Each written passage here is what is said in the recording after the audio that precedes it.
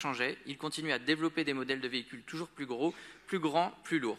Plus inquiétant, c'est la disparition d'un certain nombre de segments de citadines ou de monospaces classiques au profit de crossovers et donc de SUV, dit des véhicules un peu baroudeurs prêts à affronter la jungle urbaine. Une mutation du parc automobile peut être intéressante sur le plan stylistique, peut-être, mais bon, totalement absurde.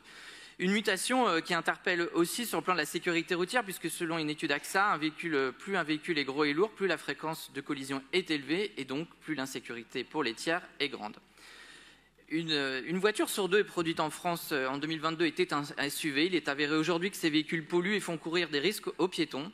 La Convention citoyenne pour le climat proposait d'intégrer un malus poids pour taxer l'achat des véhicules les plus lourds et les plus encombrants, proposition qui a ensuite été vidée de son sens par le gouvernement. Alors, que pouvons-nous faire ? Appliquer le principe de pollueur-payeur, c'est le sens de ce vœu. Nous souhaitons que la ville de Paris fasse évoluer la tarification du stationnement pour la rendre progressive en fonction du poids et de la taille des véhicules. Il s'agit pour nous d'une mesure de bon sens, d'une mesure de protection des Parisiennes et des Parisiens qui envoie un signal, un gros signal aux constructeurs, comme nous l'avons fait avec la maire sur la sortie du diesel.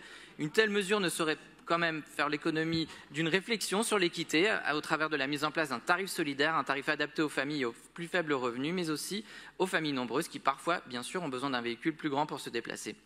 Un mot enfin pour évoquer la volonté des élus écologistes de la métropole du Grand Paris de proposer dans le cadre de l'instauration future de la ZFE que soit questionnée l'autorisation faite aux SUV de bénéficier d'une vignette critère 1 de circuler, et ce, dans la veine de mon propos ici sur la SUV. Je voudrais conclure ici en disant aux constructeurs que ce n'est pas aux villes de s'adapter à l'évolution de leur modèle.